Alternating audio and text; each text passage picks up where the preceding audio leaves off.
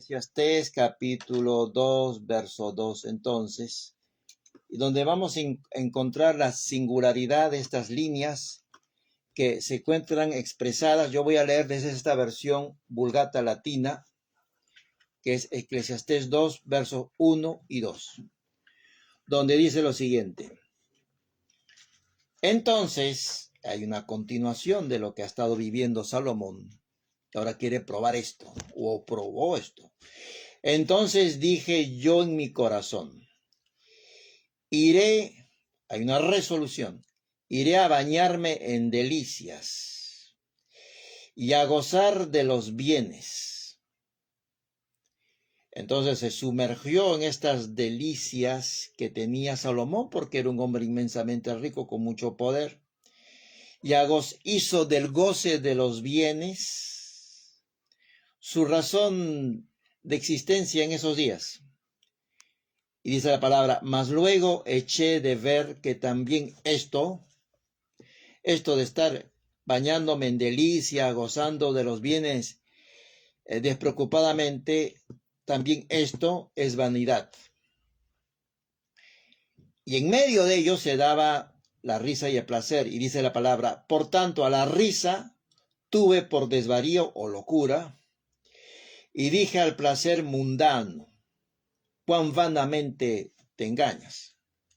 Entonces está diciendo de los peligros de esta inconexión cuando estamos cayendo en estas vanidades de lo que nos permite o nos viabiliza acerca de bienes u oportunidades que administramos o se van dando. También damos la bienvenida a Carlos y a la hermana Mari. Estamos en Eclesiastés 2, 1 y 2. La sociedad, a su turno, que mantiene hasta hoy en su ADN vivencial lo babilónico, ha difundido por sus plataformas afines a sus valores que la felicidad se basa en ceder a los placeres. Lo mismo que está denunciando, luego de haberlo probado esa teoría, Salomón. Viviendo, haciendo razón de su vivir, el satisfacerlos, sin mediar otra consideración que pueda detener este pensamiento. De ahí que Salomón decía en esta versión Vulgata Latina, iré a bañarme en delicias y a gozar de los bienes. Eso es lo mismo que hoy se difunde por el mundo. Gózate, sin miramientos, disfruta lo que tienes, date la gran vida, la vida es solo una, y todos esos refranes populares que adornan este frenesí. Entre otros productos de la concepción anterior, se ha popularizado que a más dinero, en un experimentar más cosas, y de ese desenfreno puede construirse la felicidad. Fíjense, con todos esos ladrillos y estas resoluciones, que la fuente de felicidad se ubica en darse estas complacencias que Salomón, de frente, luego de experimentarlas, llega a esta consideración final: esto también es una vanidad. Bienvenida, hermana Ángela. También, por ejemplo, se suele anunciar en diferentes medios, por la televisión, con soltura de huesos, acerca de vivir en lugares paradisíacos, sin mayor responsabilidad que construir sus propios espacios en dichos parajes para no ser molestados, con la idea de prodigarse el mejor de los mundos, engreírse. Pero estas ideas no son nuevas, son bastante antiguas. Así podemos encontrar que el filósofo griego Aristipo logró dar la siguiente sentencia que ha quedado perennizado en los corazones de muchos. Dijo este filósofo Aristipo, fíjense lo que dice y cómo la sociedad está alineada a esto. Y esto se enseña, se estudia, se difunde y tiene muchos, por así decirlo, discípulos del mundo siguiendo esto. Dice el filósofo, la felicidad es el objetivo primordial de la vida y la búsqueda de placer es el camino para alcanzar la verdadera felicidad. Exactamente lo que está denunciando Salomón es lo que este filósofo griego levanta en su consideración o en la validez para seguir este desenfreno, porque el placer es el camino. El placer es el camino, dice el filósofo. En momentos así de lucidez, como luego tuvo Salomón, pero luego de lo que pasó y vivió, lo desviado son cosas en realidad evidentes. O a veces están ante nuestros ojos y estando ante nuestra vista no solemos reparar en ellas. Otro ejemplo son, por ejemplo, las situaciones que se dan de una risa cómplice que también está denunciando Salomón en medio de estas vivencias, donde dice, por tanto, a la risa tuve por desvarío, es decir, la risa se había convertido en una desviación, en una locura en esta situación.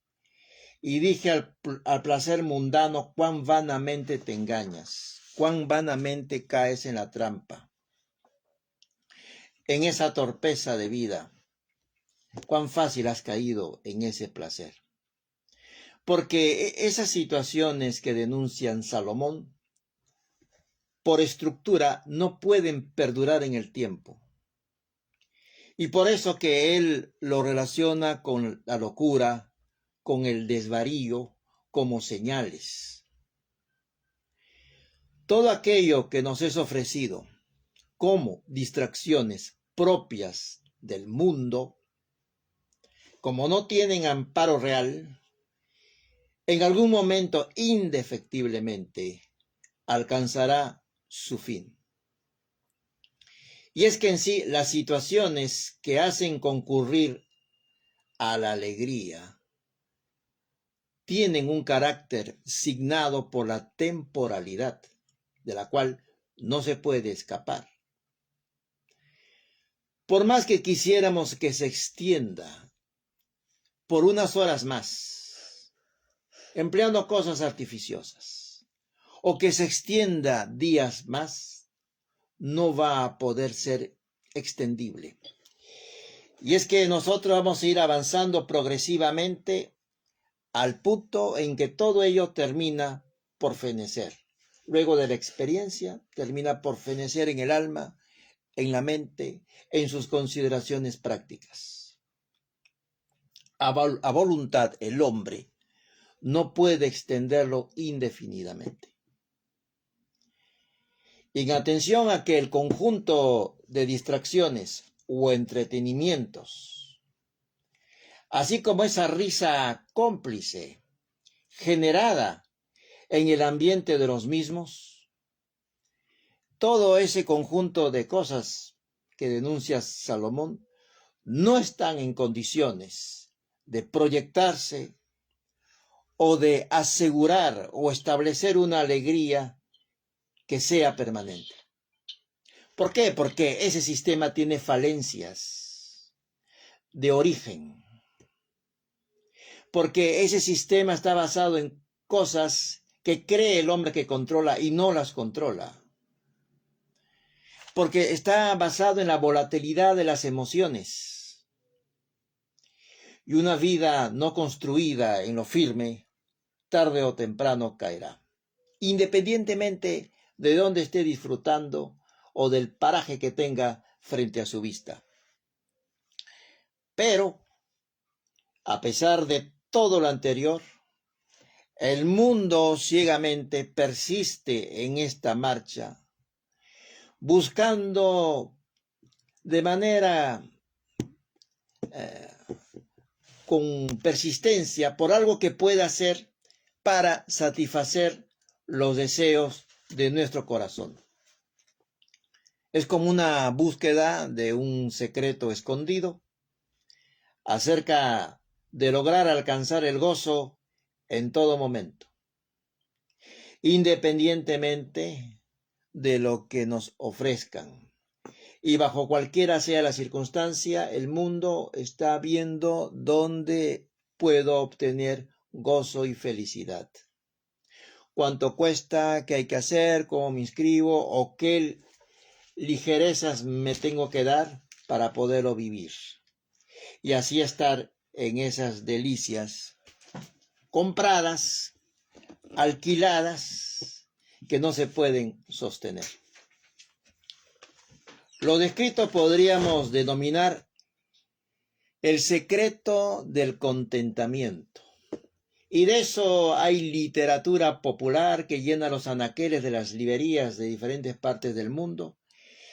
Y la demostración de que eso no satisface es que compran uno y compran otro y otro y otro y otro. Y van llenándose de esos libros sin encontrar ninguna respuesta y ningún secreto del contentamiento. Pero siempre está la esperanza en las mentes del mundo de que puedan al fin encontrar la quinta esencia de la felicidad, que es entendida por ellos como ese contentamiento permanente, como la gran bendición de sus vidas,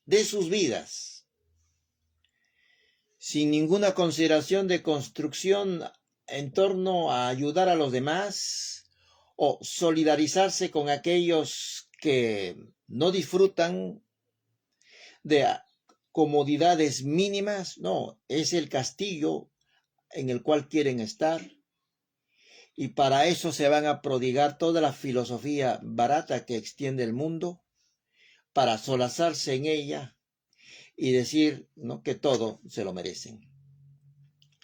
Tal tarea o búsqueda pormenorizada representa también lo que Salomón en sus escritos está investigando.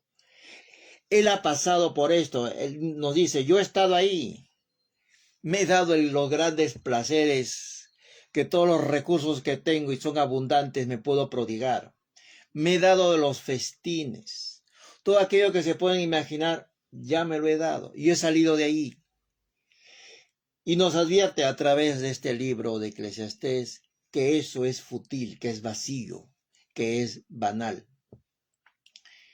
Y este libro de Eclesiastés, en lo que venimos nosotros avanzando semana a semana, registra los trazos de esa investigación para encontrar en nosotros también los hilos que puedan estar activos, que puedan constituirse de no cortarlos en un enredo de vida que pueda llevarnos a capítulos parecidos como los que vivió Salomón.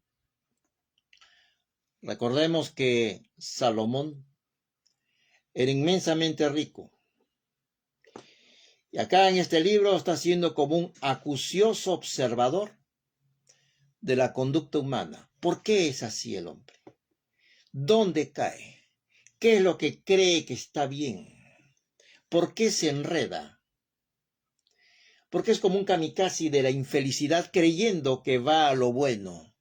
¿Por qué se estrella una y otra vez? Y también Salomón era muy consciente de las dificultades por las cuales atravesaba la gente, las cuales corresponden a una falta de conocimiento, emergen de la naturaleza caída del hombre, así como también de los entresijos o detalles más ocultos y difíciles de entender cuando llegan aquellas grandes adversidades propias que se dan en la vida del hombre como consecuencia sumatoria de todo lo anterior. levantando ideas de permisividad del padre cuando en realidad es tiempo para que se arrepienta. Y ahí se va enredando, la vida.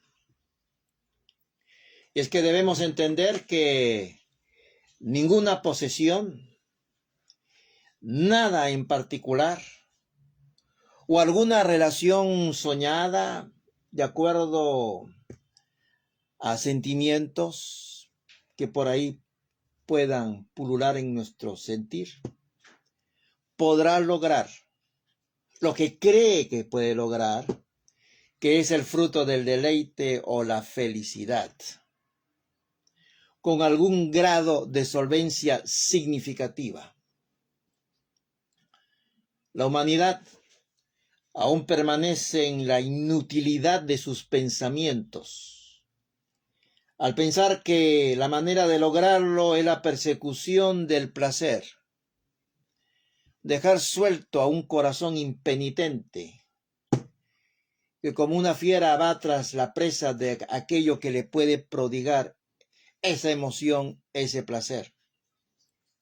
La humanidad responde siglo a siglo a ese viejo patrón instintivo alineado al error, al suponer que el mero hecho de poder distraerse bajo esas consideraciones señaladas, nos vamos a topar con las puertas de la dicha. Ahí está el hombre en ese pensamiento instintivo por error. Bienvenido, hermano Milton. Y es por eso que Salomón, el primer elemento que lleva a su microscopio de la verdad para analizarlo en sus elementos constitutivos, es que Eclesiastés lo toma a fin de constatar si ello es verdad. Si aquello que está tejiendo el hombre en su búsqueda de felicidad es verdad. Y Salomón ha pasado por la experiencia, no está hablando desde la teoría, sino imaginemos a un hombre sabio por nación del Todopoderoso y que a esa sabiduría le suma la experiencia del error. Entonces nosotros tenemos una información de primera línea que nos es ofrecida.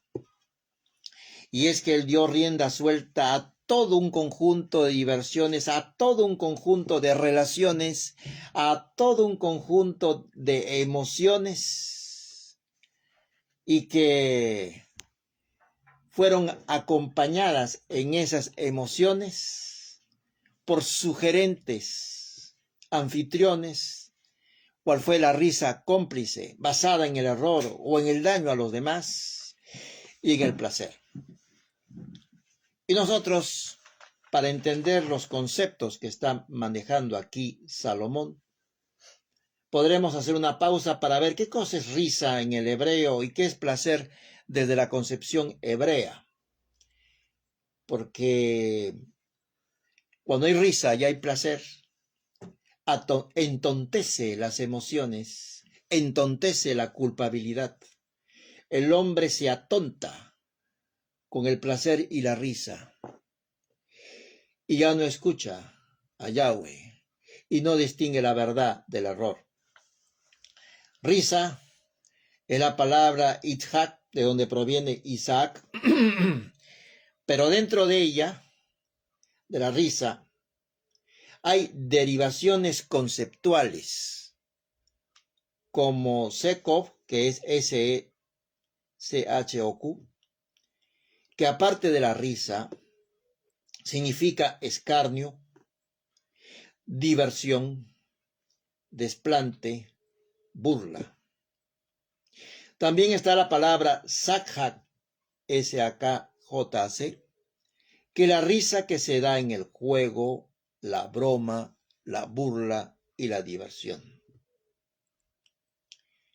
¿Y qué es placer desde la concepción hebrea para, juntamente con lo anterior de risa en sus diferentes manifestaciones,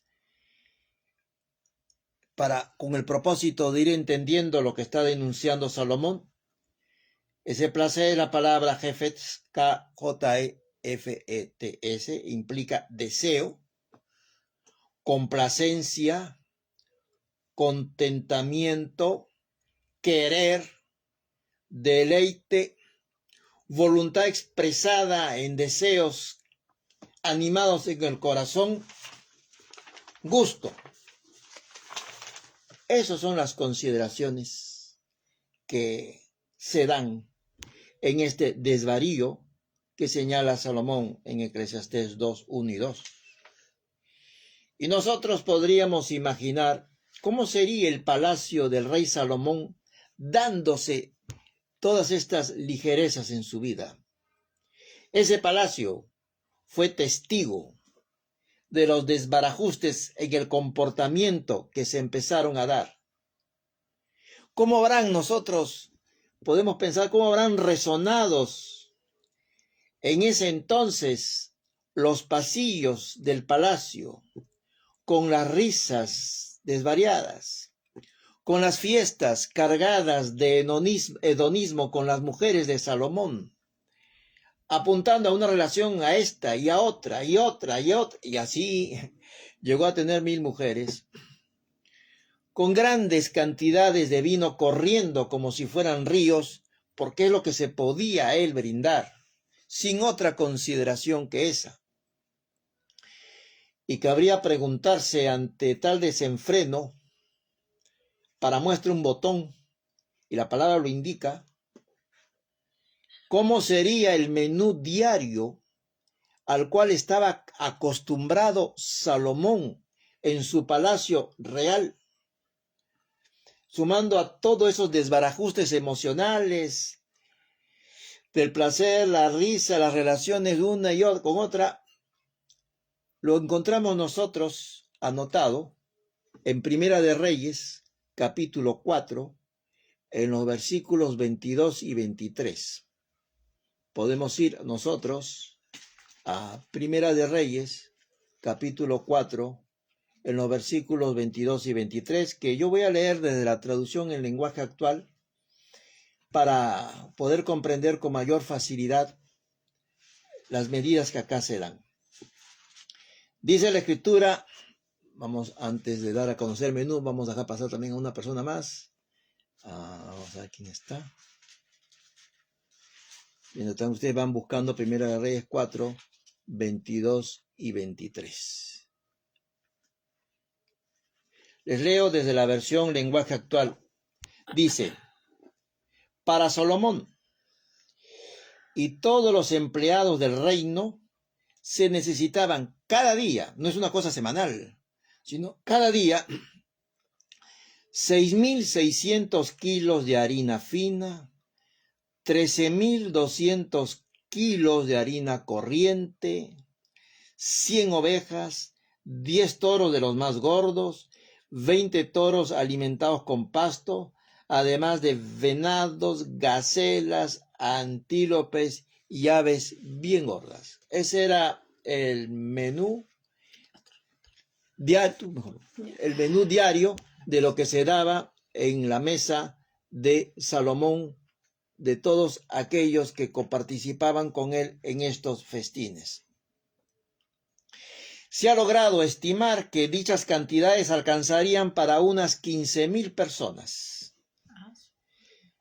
De ello se desprende que junto al rey Salomón habían muchos otros que con él comparticipaban en esta búsqueda no inocente del placer y de risas cómplices, que Salomón, siendo un hombre sabio, quedó entontecido por estas desviaciones. Por eso que nosotros podemos encontrar en las versiones que tienen en Eclesiastés 2.2 lo siguiente: a la risa dije enloqueces, y al placer ¿de qué sirve esto? Salomón se pregunta, hace una pausa, ¿de qué me sirve todo esto?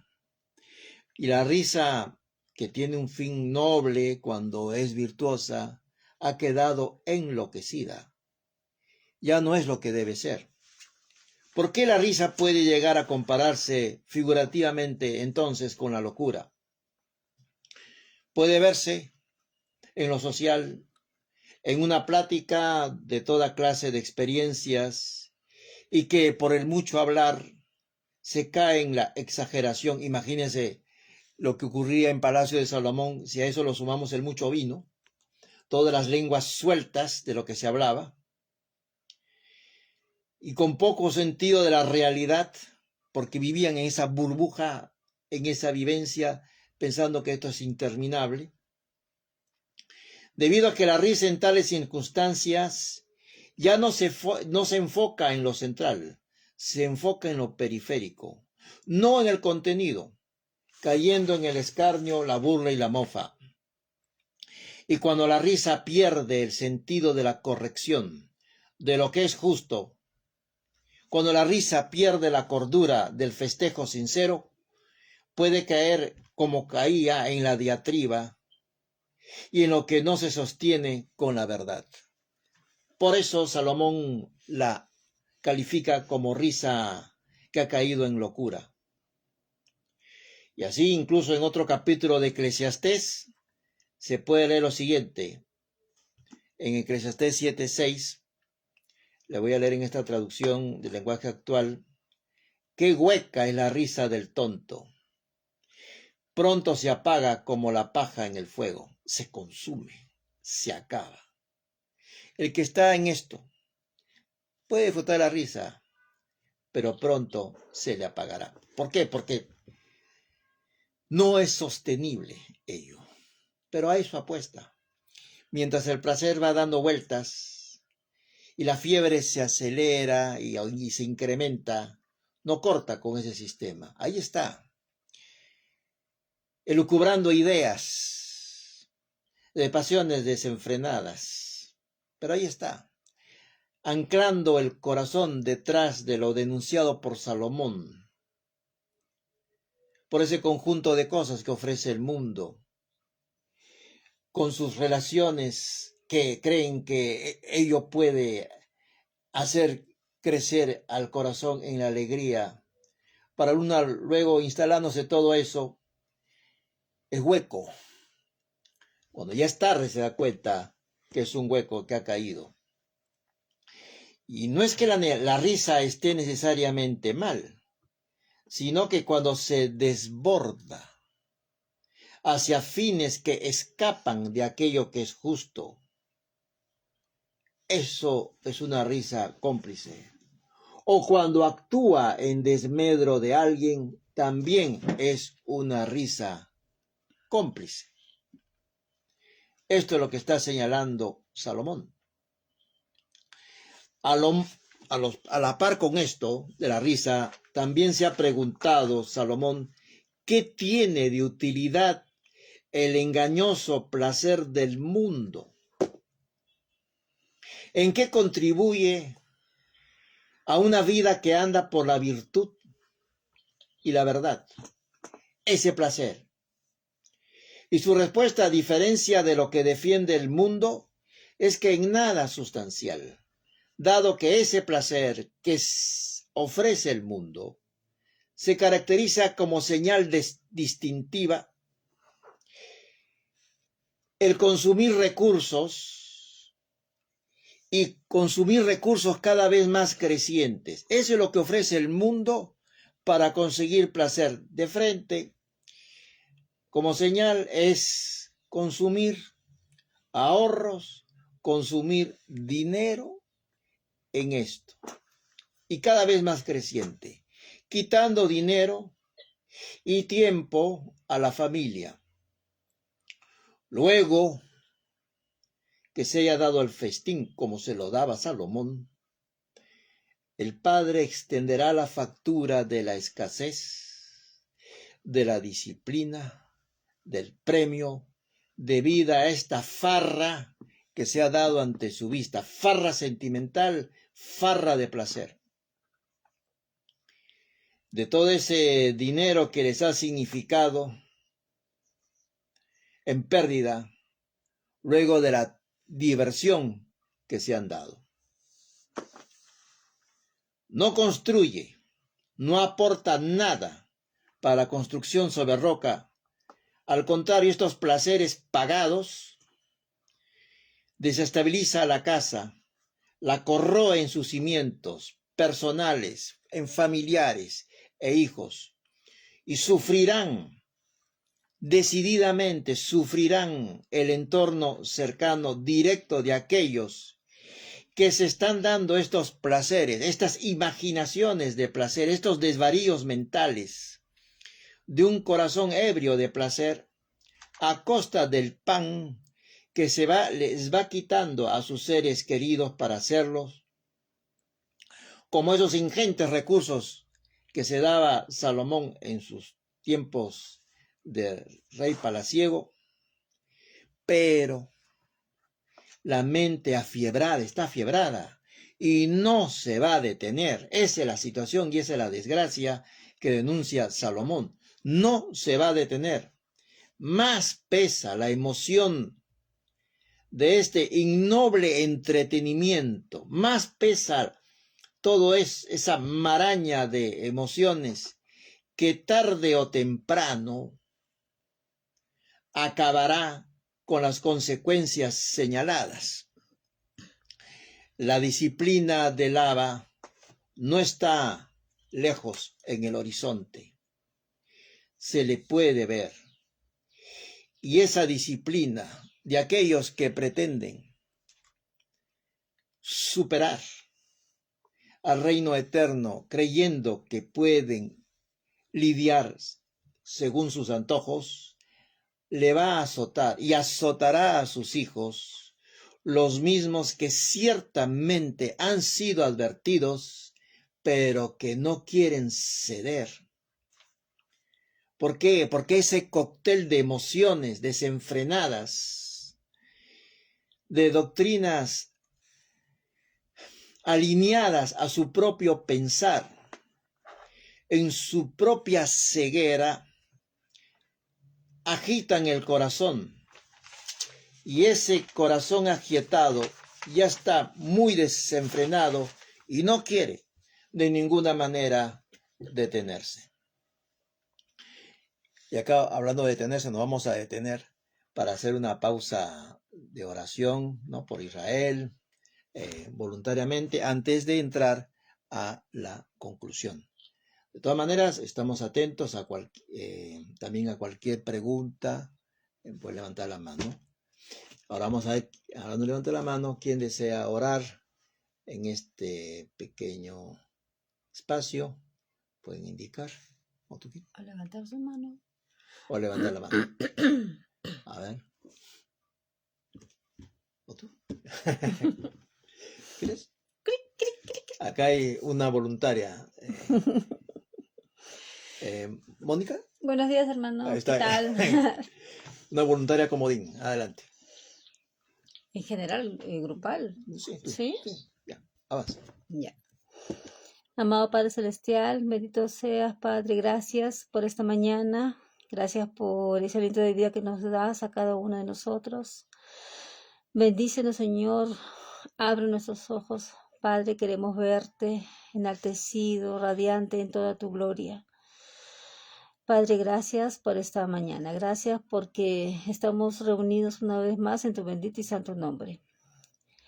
También quiero, Padre, pedirte por la niña de tus ojos, por Israel, por cada soldado, por cada persona que está viviendo ahí en Israel, que está en plena guerra, Padre, y no termina. También ha habido 2 pilotos que se han perdido, parece que han encontrado uno y el otro no. Y te pido por su familia, Señor, que los fortalezcas, porque es triste cuando pierden a un ser amado, Padre Santo. Por cada uno de ellos yo te pido, también por las ovejas esparcidas a nivel mundial, Señor, para que ellas escuchen tu voz y reconozcan que están lejos de ti y reconozcan al único Dios verdadero. Y realmente su corazón de piedra, Padre, que tú los ablandes para que reciban y reconozcan que han estado viviendo lejos de ti. Gracias por cada una de mis hermanas, Padre. Gracias por sus vidas. Gracias por su interés por la palabra, Padre. Por cada uno de ellos. Yo te pido para que sigamos así escudriñando tu palabra, para que sigamos descubriendo y conociéndote cada vez más. Gracias por esa oportunidad que nos das, Señor, por habernos escogido, por ser tus hijos, Señor. Gracias, estamos contentos, alegres, porque estamos contigo. Sabemos que contigo tenemos la vida eterna, sabemos que tú eres nuestra única esperanza verdadera. Sabemos que tú eres nuestro Padre, Abba, poderoso, omnisciente, omnipotente, omnipresente. Gracias por ese amor que nos has dado, por tu fidelidad que es grande e incomparable, porque podemos nosotros estar confiados en ti, Señor, plena y totalmente, porque tú no nos fallas, Padre, tú nos amas. Tú nos amas, Señor, más de lo que nosotros podamos a veces entender. Gracias, Padre, por todo este grupo. Bendícelo y guárdalo. En el nombre de tu Hijo Yeshua, Hamashiach te lo pedimos. Amén. Amén. Amén, que así sea, Padre amado. Vamos a entrar ya a la conclusión. Amén. Salomón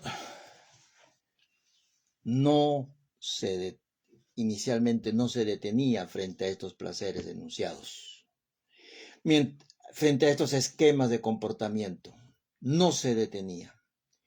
Tuvo que pasar por todo esto. Hay gente que también no se va a detener. Va a querer seguir caprichosamente en torno a esto. Pretende en su pensar que alcanzará resultados diferentes. Son sus ideas propias de la fiebre. Y Salomón tuvo que pasar por la probanza de esto que resultó ser banal, destructivo en su vida. De aquellos que también como él en ese entonces deambulan en las arenas movedizas de esos placeres hasta que finalmente se hunden.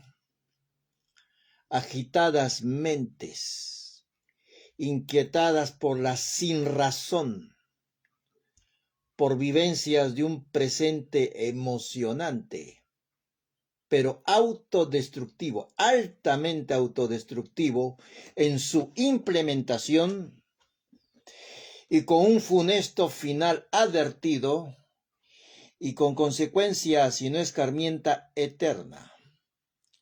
¿Cuál es el sentido de ese juego? Mas siempre habrá gentes que en su terquedad continuarán hasta el final de estas experiencias. Y si por lo que es la compasión del Todopoderoso, desde el dolor de la experiencia que pensó que sería diferente, pero cayó en lo mismo que cayó Salomón y caen tantos, porque el escarmiento llega para muchas gentes después del dolor, no antes. De eso surgirá un clamor en suplicante voz, pero ya en situaciones lamentables, cuando aquellos muros que se tenían se han caído, cuando ya suplica con voz entrecortada, y ahora, como último recurso, apelando y refugiados en la compasión del Eterno, al cual apela para ser salvado de su vulnerable ya condición. Y hasta aquí, mis hermanos, en este tema que hemos visto de Eclesiastés 2:1-2, acerca de las intenciones del corazón, acompañados de risa y placeres, y vemos que ese camino es insostenible. Pero hay gentes que no cambiarán, y esto es la mayoría, hasta que llegue el escarmiento, el dolor y la destrucción. Mi hermana Karina, adelante, mano levantada. Sí, mientras estabas hablando, padre comenzó a hablarme algunas cositas, porque todo el mundo busca ese contentamiento, esa felicidad, y lo busca en las cosas de este mundo, principalmente en el dinero, y sabemos que no es ahí, pero nosotros, ¿dónde está nuestro contentamiento? Voy a leerle algunas cositas que estoy escribiendo. Mi verdadero contentamiento, el único contentamiento permanente, está en el amor que nos une permanente a nuestro Yeshua es nuestra ayuda para lograr la verdadera felicidad. Ese gozo en la tristeza, en la prueba que es temporal. Esperamos el contentamiento permanente que lo sostiene el amor ágape, el amor del Padre por nosotros sus hijos. El Padre dijo de Yeshua, este es mi Hijo amado, en el cual tengo contentamiento. Y de la misma manera, unidos a Yeshua, somos esos hijos de su deleite, de su contentamiento. El contentamiento y el gozo del hombre es locura y es vano, no tiene valor eterno. Abba nos ama y lo muestra en Yeshua. Ese amor es la base de nuestra felicidad. Aunque por el momento ese amor lo sufre, lo espera todo, lo soporta, pero nunca deja de ser y permanece. La verdadera felicidad en este mundo para nosotros, lo dijo Yeshua en Mateo 5. En el verso 12 él termina, después de decir, bienaventurados los que sufren, los que lloran, los que tienen hambre de justicia, él termina diciendo, gozaos y alegraos, porque vuestro galardón es grande en los cielos. En Génesis 15:1 él le dice a Abraham, no temas, yo soy tu escudo y tu galardón será sobremanera grande. Fíjate que le dice a los mismos que sufren, que es a nosotros, tu galardón será grande. Al mismo a Abraham le dice, sobremanera tu galardón grande. Pero pensamos allá, bueno, un reino, una ciudad celestial, pero sin embargo él le dice, pero ¿qué me darás? Porque no tengo hijos. Entonces, fíjense que él está hablando de hijos, porque el Padre quiere hijos. Por eso envió su hijo, para hacernos hijos o herederos con él, y tener esa relación de padre e hijos y esa morada final con él. Entonces, cuando él le dice cuál es el galardón, ahí él le dice, mira, lo llevó afuera y le dijo, mira las estrellas si las puedes contar, así será tu descendencia. Nosotros aquí, todos sus hijos del mundo, somos ese galardón, somos la felicidad del Padre, la felicidad del Hijo. Y él nos envía a nosotros, unidos al Hijo, a llevar esa semilla. En Salmo 126, vemos ahí cómo va llorando y andando el que lleva la preciosa semilla, va sufriendo. Pero dice que al final viene con regocijo. Ahí está la verdadera felicidad, trayendo las gavillas. Si nos vamos al sueño de José, él dice que las tribus eran las gavillas. Y también somos el trigo, él recoge en su granero. Y en Isaías 53, después de todo ese sufrimiento de Yeshua en este mundo, y recuerden que tenemos que llevar su cruz y caminar ese mismo camino estrecho, dice, verá el fruto de la aflicción de su alma. O sea, todo este sufrimiento tiene un fruto, y el fruto es esa multitud. Dice, y lo verá y quedará satisfecho. O sea, ya ese fruto, dice que ya lo verá, es algo que ya está hecho, y es una promesa. Y miren esto, justamente ahorita estaba estudiando Romanos, y comencé desde el principio, y escribí esto, el Evangelio, ¿qué es el Evangelio? Es el cumplimiento de la promesa a Abraham. Y yo, wow, ahora lo voy a estudiar. Pero fíjense cómo fue la promesa de Abraham. Nosotros somos la descendencia de Abraham. Él no está buscando riqueza, él no está buscando placeres, él está buscando una descendencia, hijos y un reino. De nada vale un reino sin hijos. De nada vale un palacio si tú no tienes con quién compartir esa felicidad. Y el Padre quiere compartirla con nosotros. Así es sencillo, porque nos ama. Nos ama y lo mostró con Yeshua. Bueno, esa la anoté y quería compartir. Muchas gracias, mi hermana, por tantos importantes apuntes que el Ruda te ha dado para nosotros en este día, porque como tú bien señalas, las moradas, los galardones están en una consonancia directa, y nosotros somos un pueblo que se guía por aquello que es eterno y lo que no se ve, pero al final, en ese conducir hacia la luz de nuestra vida, que es Yeshua, llegaremos a ver, aún en medio del sufrir, llegaremos a ver ese fruto. Pero tenemos que avanzar en lo que es la virtud, en lo que es lo justo, lo que es correcto bajo el reino. Y el Padre nos dará a conocer. Todos aquellos desvelos serán atendidos. Y el hambre y la justicia será dada o será satisfecha en esa hambre, y todo clamor será atendido, todo valle allanado, las lágrimas serán secadas, pero tenemos que caminar, como señaló nuestra hermana, dentro de lo correcto, y al final veremos. No lo podremos hacer con nuestras mentes y con nuestras fuerzas, sino con las de Ruach, desde lo que el Padre nos va pastoreando día a día. Es una vida con denuedo, una vida con disciplina y una vida cercana siempre a Él, desde cada mañana. Gracias, mi hermana. Hermano Blas, adelante. Veía en el contexto de Eclesiastés 2, en el 1 habla de que yo me dije en mi corazón, ven ahora y yo te probaré con regocijo y a disfrutar las buenas cosas, pero esto también es vanidad, dice, en su contexto. Y creo que él mismo responde o desata esta situación del hedonismo, ¿no? En el libro de Proverbios, en el capítulo 30, del 7 al 9, creo que el mismo Salomón lo desata, ¿no? Cuando dice Elohim, yo he pedido dos cosas de ti, no me las niegues por el tiempo que viva, por toda tu extensión de vida. En el verso 8 dice, aparta de mí la falsedad, esa risa falsa, esa personalidad falsa, ¿no? Y la vanidad, dice justamente, ¿no?